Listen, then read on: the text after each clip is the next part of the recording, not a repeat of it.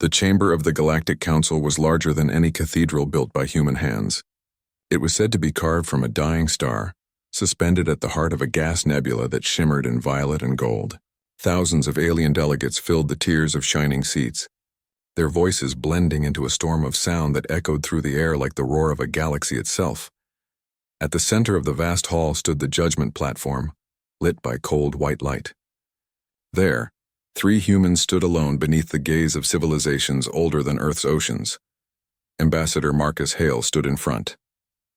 His uniform was dark, simple, and without decoration. Behind him stood 2 silent aides, Commander Leah Voss, representing the Terran Defense Network, and Elias Cade, a linguist-turned-diplomat whose nervous eyes darted across the alien crowd. Above them, the Great Seal of the Council pulsed, a shifting symbol of unity among 1,000 species. The Council speaker, a translucent being made of crystalline matter, leaned forward. Its voice resonated like a chorus of wind chimes in a storm. "Humanity of soul," it declared, "you stand accused of violating the Galactic Accord. You have colonized restricted systems. You have developed forbidden technologies. You have refused to submit your military data for inspection. Do you deny these charges?" The chamber fell silent. Every eye, compound, multifaceted, and glowing, focused on the humans. Marcus raised his head. "We do not deny," he said. His voice was calm, steady, echoing faintly through the hall. "But we do not accept your authority to judge us." Gasps and metallic growls rippled across the chamber. One of the reptilian delegates from the Vorthan Empire hissed loudly, slamming a clawed hand on the table. "You will address the council with respect, primitive." Leah's eyes flicked toward him, unflinching. "Respect is earned," she said quietly. "And you've done little to earn ours." The crystalline speaker struck the floor with its staff, and the hall fell quiet again. "Your arrogance is noted," it said. "You will learn humility in exile. The council has voted. Effective immediately, all human trade routes are to be terminated. Your colonies beyond Sol will be dismantled, and your planet will remain under quarantine until further notice." Marcus did not move. His expression remained calm. "You've already decided our fate," he said softly. "So why call us here?" The speaker's light dimmed slightly as though taken aback. "Because we offer mercy. You are young, reckless, dangerous, but you may still obey." Marcus took a step forward. "You misunderstand something fundamental," he said. "You believe humanity seeks permission to exist. We do not. We came here to see who would dare threaten that existence." For a moment there was silence, heavy and complete. Then a low hum began at the back of the chamber, growing louder as alien translators struggled to keep up with the meaning behind his words. The delegates argued in a dozen languages, light and sound rippling across the hall like a storm front. The speaker's voice thundered over them. "Enough, humanity will submit or face destruction." Marcus turned to his aides. "Transmit the signal," he said quietly. Leah hesitated for only a second before touching the console on her wrist. A faint tone echoed through the hall. It was brief, almost unnoticeable. But every human listening across the stars would recognize it instantly. The council members froze. "What have you done?" demanded one of the insectoid representatives, its mandibles clicking in alarm. Marcus looked up at the vaulted ceiling where the symbol of the council shimmered faintly. "We've sent our answer," he said. Outside, beyond the walls of the council world, a transmission burst across galactic channels. It traveled faster than light, leaping from relay to relay, carrying a single encoded command. Across 100 human colonies, fleets that had been dormant for decades awakened. On the surface of Mars, shipyards long believed to be silent came alive with blue fire. Satellites repositioned themselves into attack formations. And deep within the Sol system, the defense network turned its eyes outward. Inside the chamber, the speaker tried to reassert control. "You cannot threaten the council. Your world will be crushed before your ships even leave orbit." Marcus smiled faintly. "We're not threatening you," he said. "We're preparing." The chamber erupted into chaos. Dozens of alien species shouted at once. Some demanded immediate sanctions. Others warned against provoking war. But beneath the noise, fear began to creep into the air like smoke. For the first time, the council realized the humans had not come to plead. They had come to warn. The speaker turned to its aides. "Cut off their access to communications," it ordered. "Place Earth under direct observation. They will not resist once they understand the scale of our power. Marcus bowed his head slightly, as if acknowledging a statement already proven false.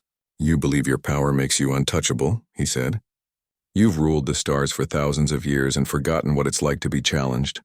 He stepped forward until the white light from the council's core reflected in his eyes. We haven't forgotten. We remember everything.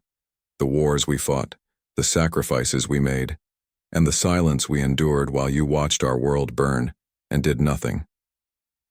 The speaker's crystalline form flickered. You will leave this chamber, it said, and never return. Marcus looked at Leah and Elias. We're done here, he said quietly. As they turned to leave, one of the delegates shouted after them. You can't win against us. The council's armada spans 100,000 systems. Marcus stopped at the doorway and turned his head slightly. Then it will take us a little longer, he replied. When the doors closed behind them, the chamber erupted into a frenzy of alarm and confusion. The speaker tried to regain order, but the words of the human lingered in every mind. Across the galactic broadcast channels, the message spread. Humanity had defied the Council. By the time the Council declared an emergency blockade of the Sol system, it was already too late. The human fleets had disappeared from all known tracking networks. In the Council's war room, analysts tried to locate the departing human ships, but every probe sent into human space returned nothing. Some vanished entirely. Others sent back distorted images, ghost fleets, fragments of light, or signals that shouldn't have existed at all. Impossible, one of the alien tacticians whispered. They don't have the technology to do this. Admiral Kareth, a six-eyed veteran of countless wars, studied the flickering map. Then they found something, he muttered. Something we don't understand. Meanwhile, on the human flagship orbiting Mars, Marcus stood before the viewing window, watching the storm of red dust below. Leah approached quietly. They've started the blockade, she said. No one enters or leaves Sol without their permission. Marcus didn't answer immediately. Good, he finally said. Let them think they've trapped us. Elias looked uneasy. Do you think they'll attack first? Marcus turned away from the window. They already did when they called us primitive. A faint tremor passed through the ship as the engines powered up.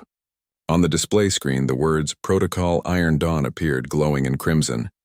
Across the human network, fleets began to move silently, vanishing into dark space beyond the Council's sensors.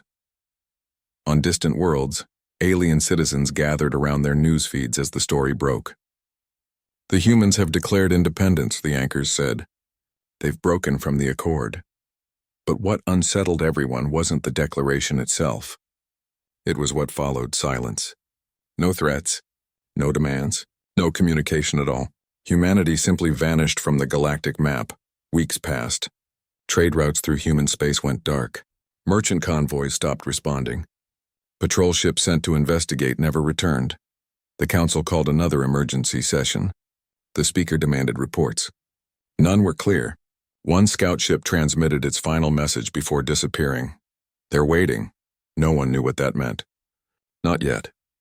Back on Earth, in a command center buried deep beneath the surface, Marcus watched 1,000 red markers blink to life on the holographic display of the Milky Way. He leaned forward and whispered, "Let them come." Outside, the stars shimmered like distant eyes, watching, waiting for the war that had just begun. The Galactic Council's chambers were empty now. The echoes of Marcus Hale's defiance still lingered, vibrating in the walls of the Great Hall. Alien delegates whispered among themselves, their voices trembling with disbelief. Across the stars, analysts debated what had just happened, and fear began to creep into every corner of the Council's vast network. The first human fleets had vanished from sensors weeks ago. No one knew where they were, or how they had moved so quickly. Reports came in from every sector. Merchant convoys sent to human trade routes were never seen again. Recon drones returned only fragments of light, blurred signals, or nothing at all.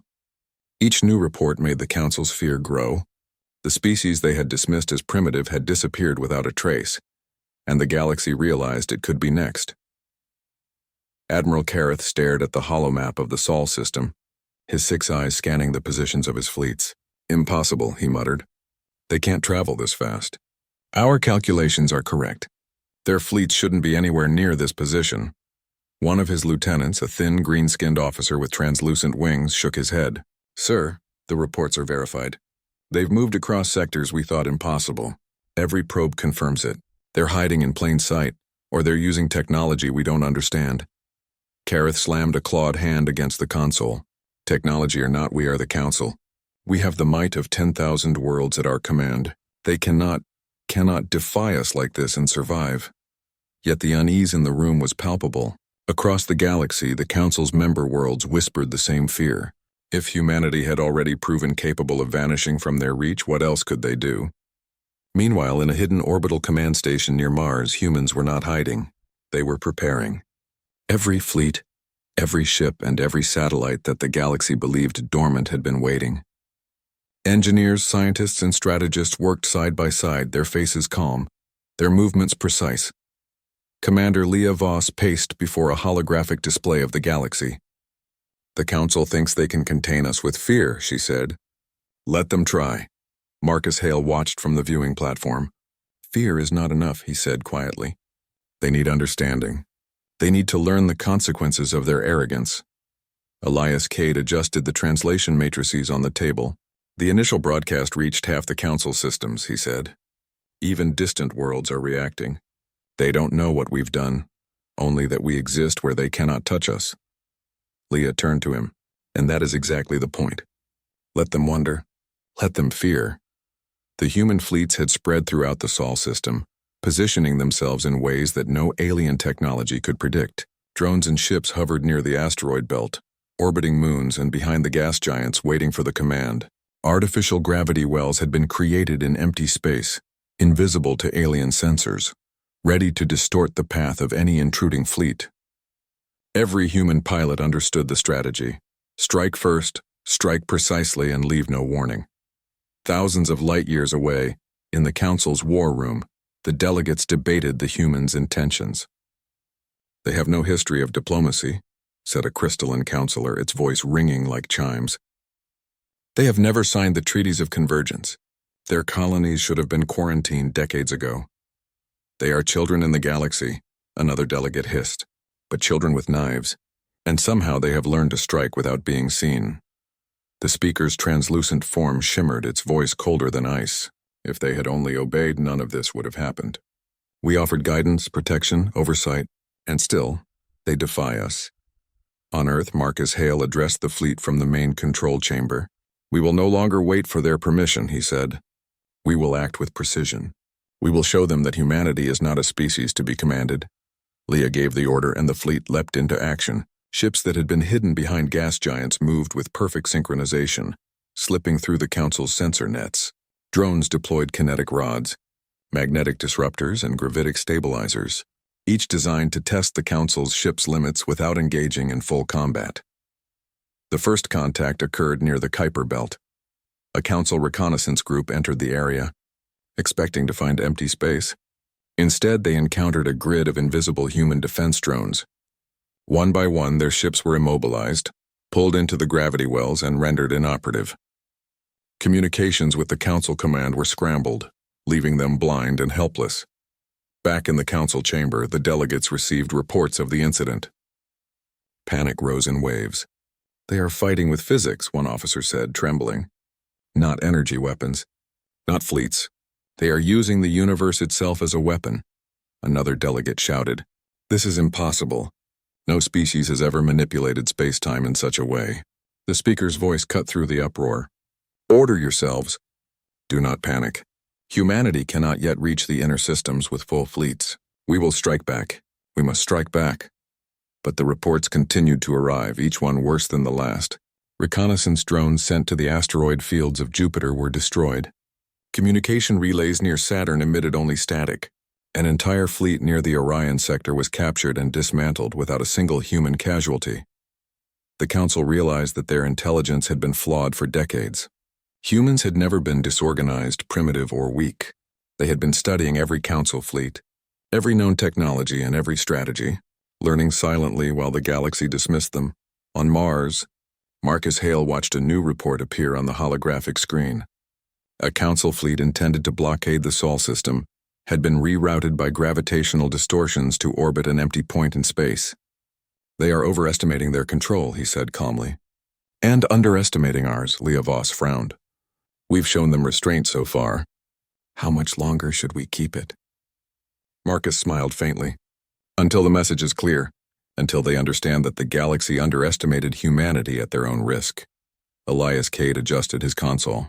The Council has begun issuing emergency communiques to all member worlds. They're demanding reinforcements, advising caution, warning civilians. Entire systems are on high alert. Good, Marcus said. Fear spreads faster than fleets. In the Council chambers, delegates argued over how to respond. Some suggested launching a preemptive strike on Earth itself. Others urged diplomacy, claiming the humans might be willing to negotiate if approached carefully. The speaker interrupted. Do not underestimate them. Do not attempt diplomacy. This species thinks differently. It acts differently. We must not presume to understand it. Weeks passed. The humans continued their maneuvers, testing every fleet, every strategy, every technology of the Council, without revealing the full extent of their power. Each encounter left the Council more uncertain, more fearful.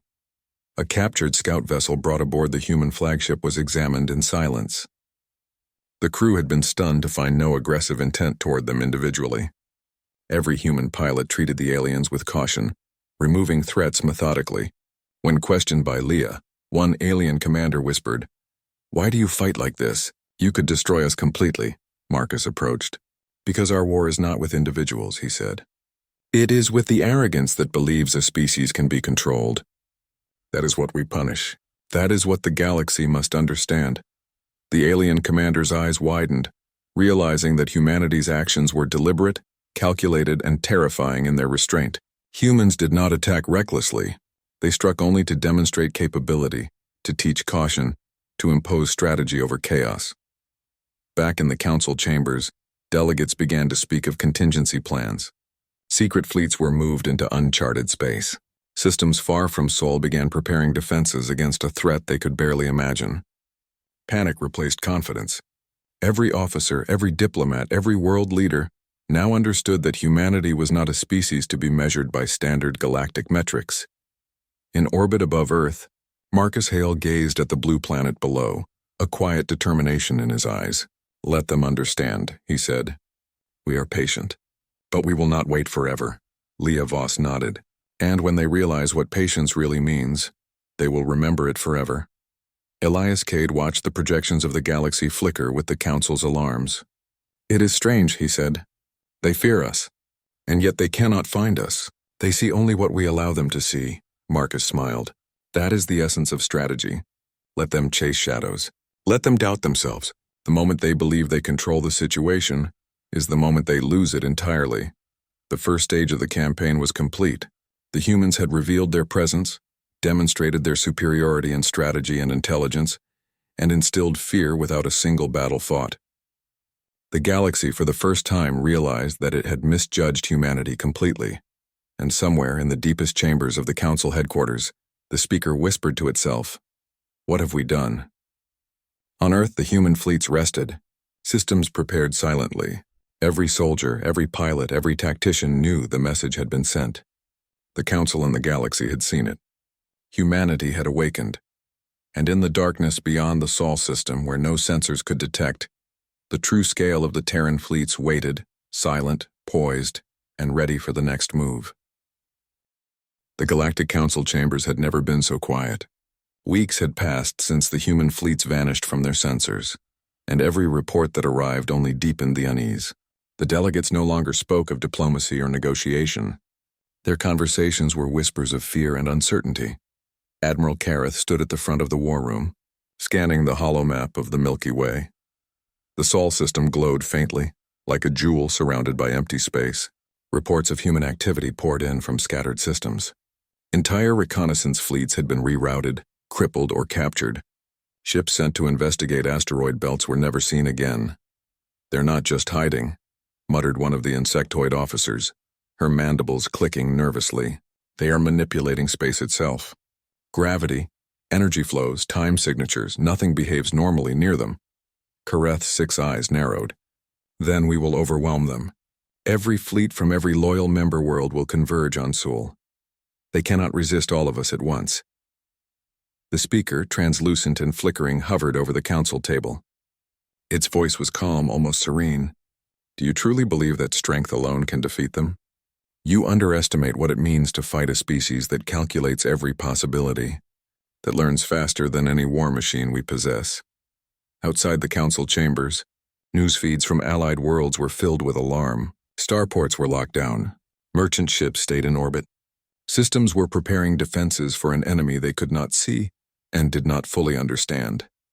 Panic had spread farther and faster than any human fleet.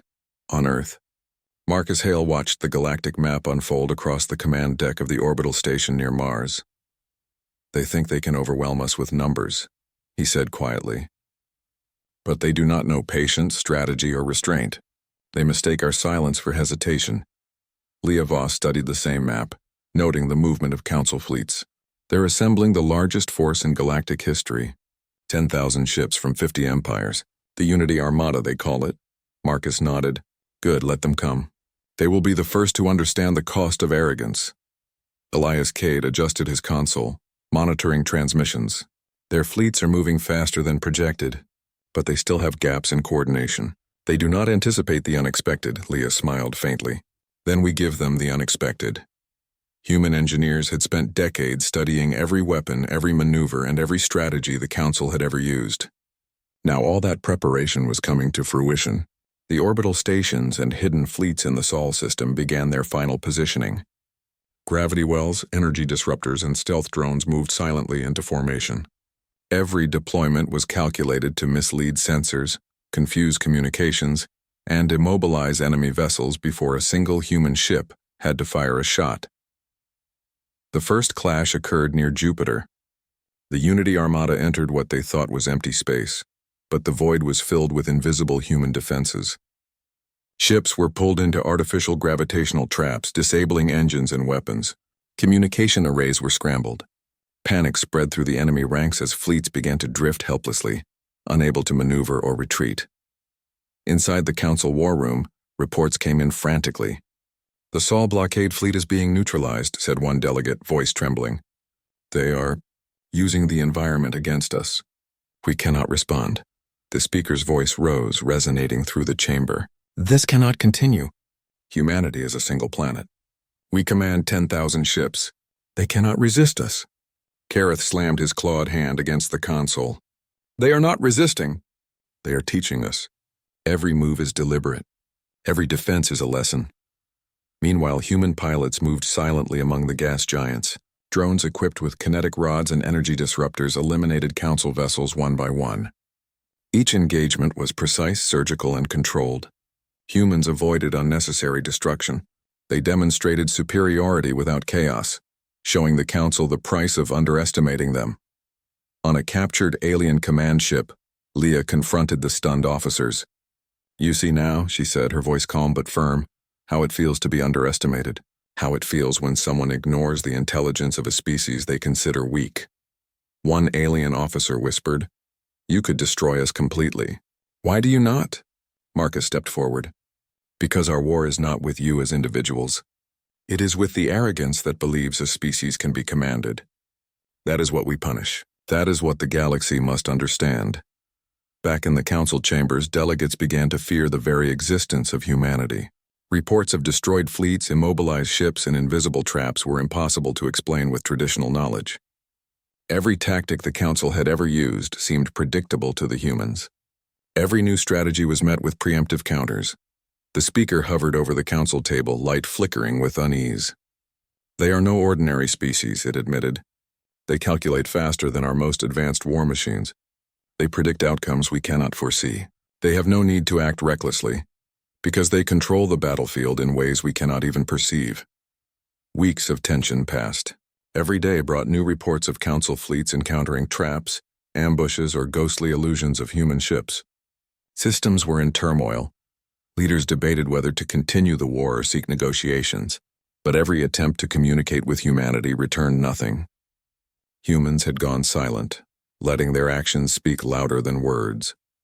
In the orbital command station near Mars, Marcus watched a projection of the Unity Armada's movements. They think they are coming to enforce compliance, he said.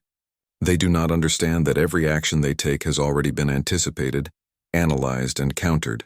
Leah nodded. And each encounter leaves them weaker, uncertain. They are learning fear. Elias adjusted his translation modules. The Council worlds are reporting unprecedented panic. Systems are preparing defenses. Even civilians are being evacuated. Humanity has become the shadow they cannot ignore. Marcus smiled faintly. Exactly as intended. Fear is not just a weapon, it is a lesson, and the galaxy will remember it. The next stage of the campaign began in deep space. Humans launched targeted strikes against Council supply lines, using stealth drones and gravitational traps to isolate portions of the fleet. Ships sent to reinforce one sector were trapped in spatial anomalies. Those that attempted to retreat were immobilized or rerouted into empty space, leaving them vulnerable. Each encounter was a demonstration of strategy and intelligence. Humans did not seek annihilation. They sought control of perception. They were teaching the galaxy that every move against them had consequences, and that underestimating humanity would be fatal. On the Council flagship, Kareth watched as his fleet reports filled the screen with red alerts. "We are losing control of the situation," he admitted to the speaker. "They are not just defending. They are shaping the battlefield." The speaker's light flickered, uncertain. "We have never encountered a species capable of this. They do not fight as we know it. They do not negotiate. They do not retreat. And yet they are not reckless. They are perfect predators in strategy." Far below, the human fleets rested briefly before the next wave of operations. Marcus addressed the assembled officers and pilots. "They will continue to come. They will continue to underestimate us. And with every misstep, they will learn the cost of arrogance. Every fleet, every world, every species they will remember." Leah smiled, glancing at the displays of the immobilized Council ships. "They will not forget, and neither will their leaders." Elias studied the holographic projection of trapped enemy vessels. "It is strange," he said. "They fear us, yet they cannot comprehend what we have done. They only see fragments." Marcus turned toward the viewport, looking at the blue curve of Earth below. "Let them see what they are meant to see. Let them understand that the galaxy cannot measure humanity with the same standards as any other species." Back in the Council chambers, chaos reigned. Delegates shouted over each other, trying to coordinate new defenses. Entire systems debated withdrawal, evacuation, and emergency protocols. The speaker struggled to maintain order. Fear had taken root, and across the galaxy, the Unity Armada faced the first real consequences of their arrogance. Fleets designed to intimidate had been immobilized. Weapons thought invincible were neutralized. Every decision had been anticipated and countered. The message was clear. Humanity had learned to fight not with brute force alone, but with intelligence, patience, and precision. The galaxy was finally beginning to understand that the humans they had dismissed as primitive were capable of feats no one had predicted, and the worst realization had yet to come. Humanity was only beginning to show its hand. Above Mars, Marcus Hale looked at the holographic projection of the galaxy. "This is only the beginning," he said. "When they understand fear, then they will understand humanity." The camera panned outward beyond the Sol system, to the immobilized Council fleets drifting helplessly among the asteroids and gas giants. Red lights blinked on ships that could no longer move.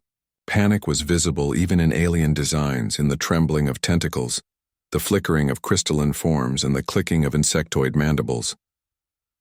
The galaxy had learned one truth: humanity was not to be controlled, negotiated with, or dismissed. Humanity was a force that would define the terms of engagement, and the galaxy was only beginning to understand the cost of that realization. The Galactic Council's chambers were filled with whispers of panic and disbelief. Holographic projections of the Sol system and surrounding sectors flickered across the vast room, displaying fleets immobilized, supply lines disrupted, and planets cut off from communication. Hundreds of alien species, some older than the Milky Way itself, argued loudly. Yet none dared approach consensus. The humans had proven they were not just a threat. They were a lesson in precision and patience, teaching the galaxy fear in a language no Council fleet could counter. Admiral Kareth slammed a clawed hand onto the console. "We have never encountered a species that fights like this," he growled. "Every move we make, every fleet we send, every strategy we employ, they anticipate it. They do not fight like children. They fight like predators, patient, intelligent, and deliberate. The speaker's translucent form flickered nervously.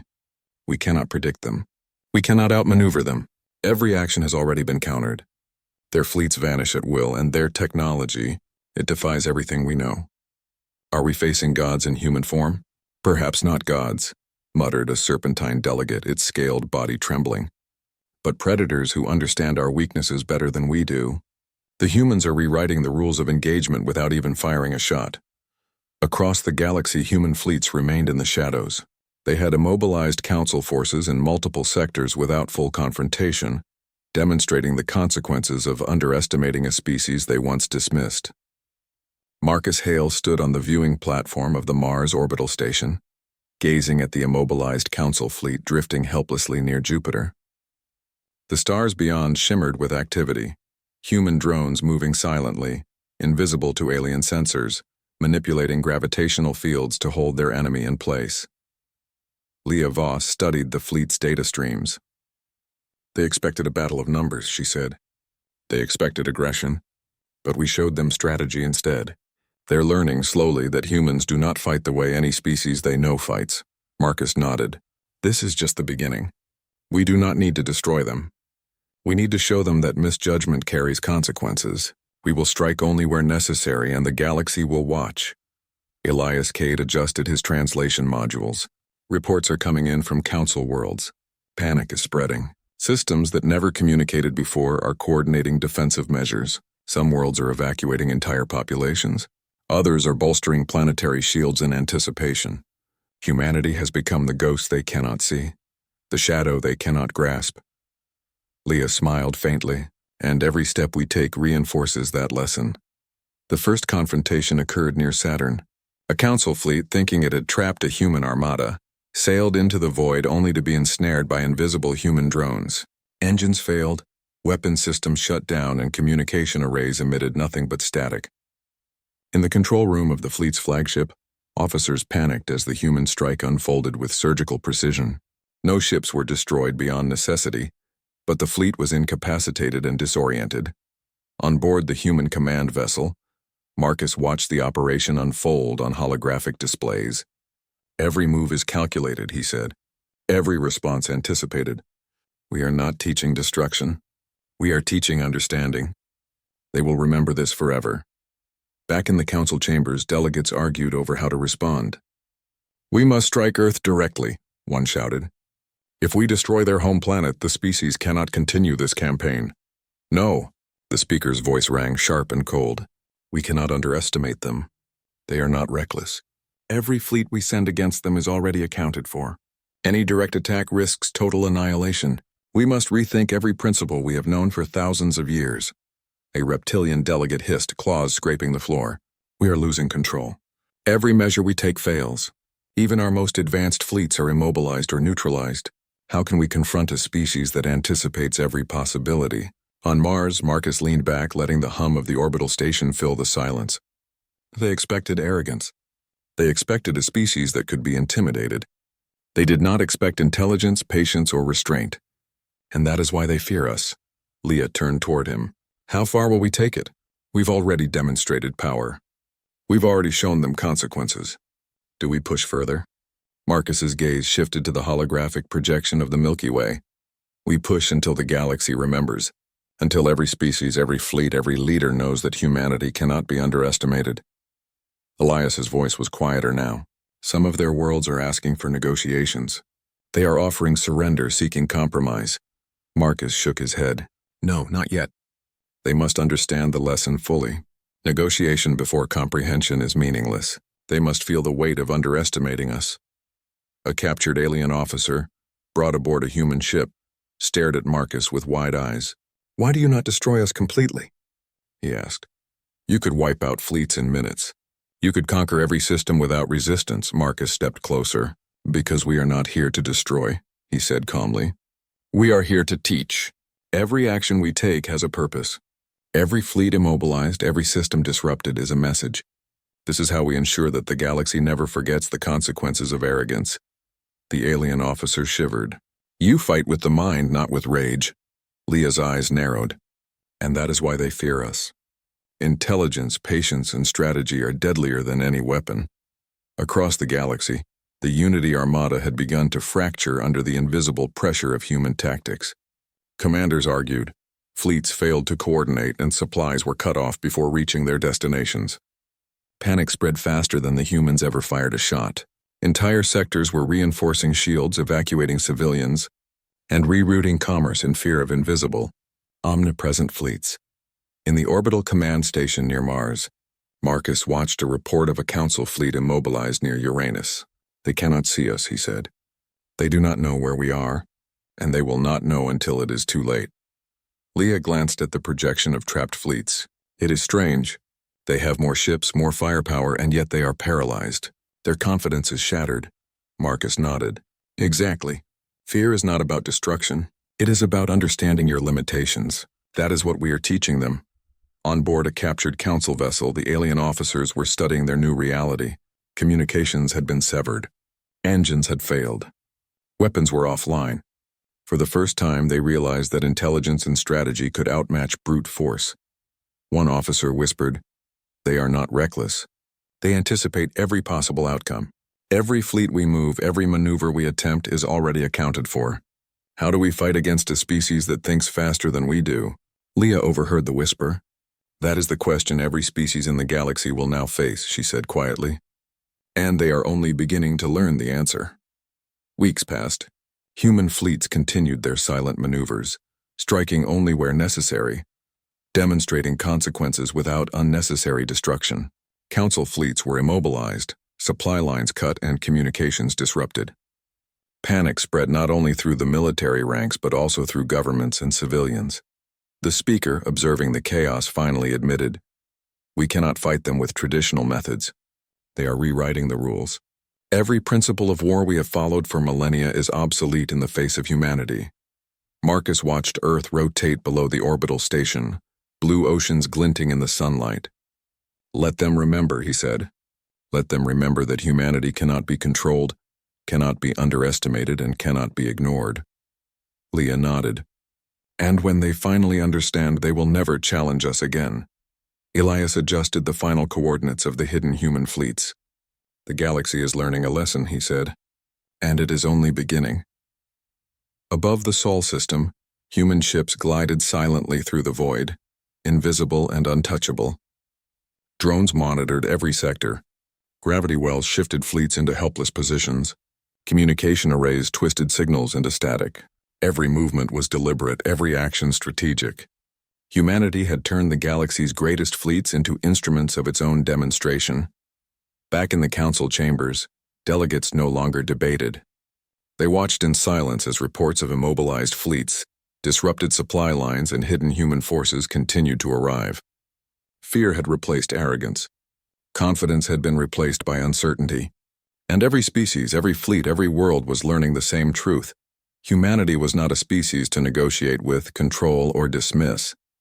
The galaxy had learned its first true lesson. Humanity did not need to destroy planets, fleets, or cities to demonstrate power. Intelligence, patience, and strategy had accomplished what centuries of council rule could not. And somewhere, in the hidden command stations beyond the reach of sensors, Marcus Hale, Leah Voss, and Elias Cade prepared the next stage. The lesson was not over. Humanity was only beginning to define its terms for the galaxy. The Council had learned fear, and humanity had just begun to teach it. The Galactic Council chambers had never been so silent. Every delegate from every world, from the smallest moon to the largest gas giant, waited in fear and disbelief. Reports continued to flood in. Fleets immobilized in deep space, supply lines disrupted, entire sectors cut off from communication. The humans had demonstrated that intelligence, patience, and strategy were more powerful than numbers or firepower. Admiral Kareth stared at the hollow map of the Sol system, claws tapping on the console. "They are everywhere," he muttered.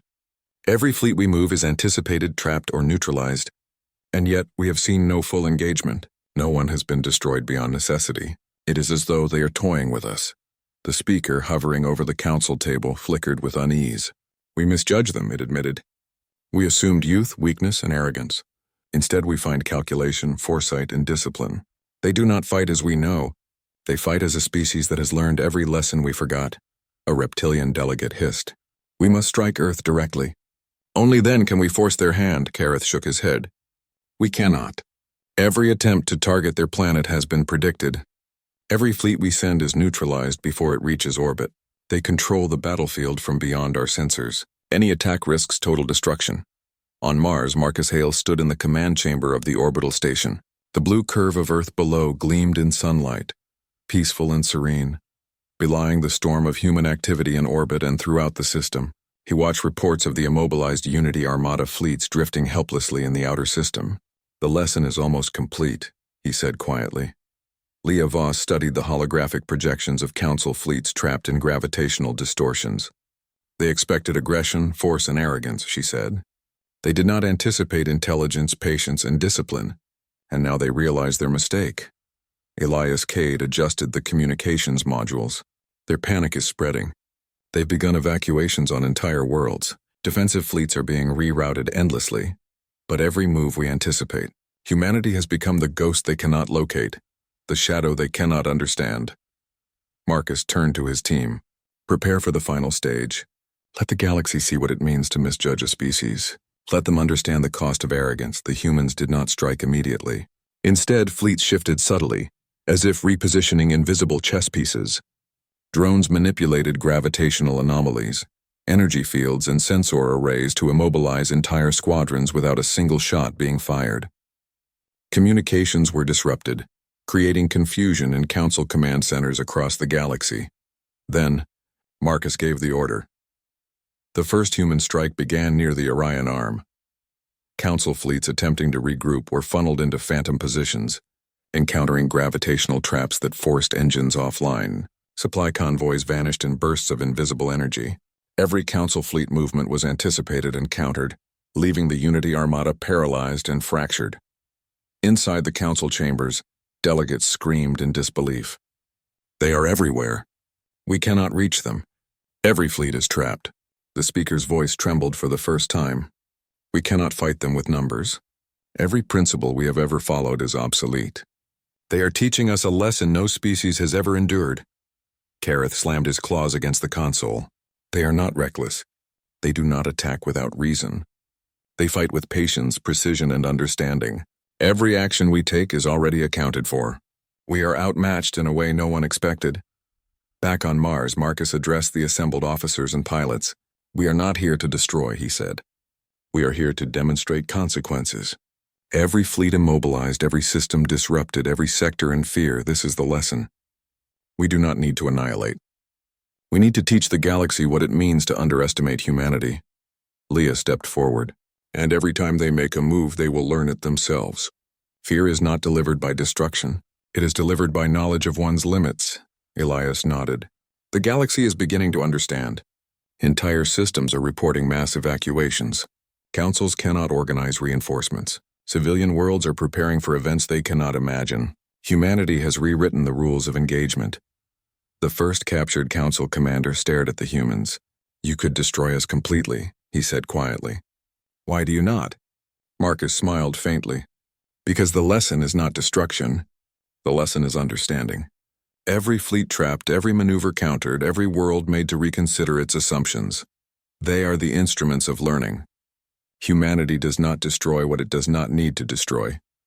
Leah's voice was calm yet firm. We fight with intelligence, with patience, with strategy. That is our weapon. That is our strength. And that is why they fear us. Across the galaxy, panic spread in ways no fleet could have caused. Council worlds argued, fleets hesitated, and diplomats begged for negotiations. But the humans had vanished from sensors again, allowing fear to grow in the vacuum of uncertainty. In orbit above Earth, Marcus watched reports of immobilized fleets in the outer system, near Saturn and Neptune. The final demonstration is near, he said. They will see that numbers, firepower, and ancient authority are meaningless when faced with foresight, discipline, and strategy. Leah glanced at the holographic display of trapped Council ships. Every movement they make is already accounted for. They cannot escape. They cannot regroup. They do not yet know the full scale of humanity's presence. Elias studied the projections, and every time they try, they learn the cost of misjudgment. The galaxy itself is learning. Human fleets moved silently, repositioning to create new strategic choke points. Drones emitted energy distortions that disrupted Council fleet coordination. Gravitational anomalies immobilized ships, while sensors sent false readings to confuse command. The Council had no way to predict the humans' next step. Every move was deliberate, calculated, and invisible. The speaker hovered over the Council table, light flickering with uncertainty. "We cannot fight them with conventional methods," it admitted. "Every fleet, every command, every strategy has been anticipated. We cannot overwhelm them. We cannot negotiate with them. We are powerless in ways we have never imagined." Back on Mars, Marcus watched the final phase unfold. Human fleets maintained stealth, using intelligence and strategy to control the battlefield without unnecessary destruction. "The galaxy will remember," he said softly. "Every species, every fleet, every leader will remember what it means to misjudge humanity." Leah smiled. "And when they do, they will act differently. Forever." Elias adjusted the final coordinates for the hidden fleets. "The message has reached every corner of the galaxy. Fear is now universal. They understand the consequences of underestimating us." On the captured Council vessel, officers whispered among themselves. They do not attack recklessly. They do not destroy unnecessarily. And yet they control everything we do. Every movement, every fleet, every strategy. How do we fight a species like this? Leah listened quietly. That is the question every species in the galaxy will now face. And they will answer it in time. The humans had achieved their objective. The galaxy had learned fear, not just of force but of intelligence, discipline, and foresight. Humanity had demonstrated that even a single species operating with patience and strategy could dominate fleets that once ruled the stars without question. In the orbital command station above Mars, Marcus Hale looked down at Earth, calm and unyielding. "We are not rulers of the galaxy," he said softly. "We are teachers, and the galaxy will remember this lesson." Leah Voss nodded. "And when they remember, they will act differently. They will respect what they cannot control." Elias watched the final projections of Council fleets immobilized across the system. "The lesson is complete," he said. "The galaxy now knows what it means to fear humanity." The human fleets remained silent, poised, and ready. Every ship, every drone, every command center waited for the next move, but the message was already clear. Humanity had declared war not for conquest, not for destruction, but to assert its intelligence, its independence, and its ability to shape the galaxy's understanding of power. The Galactic Council had learned its final lesson. Arrogance had been punished and fear had been instilled. The galaxy had finally understood the cost of underestimating humanity. Above Earth, the blue planet gleamed peacefully in the light of the sun. Humanity had shown the galaxy that it could not be commanded, dismissed, or controlled. And the stars would remember the lesson forever.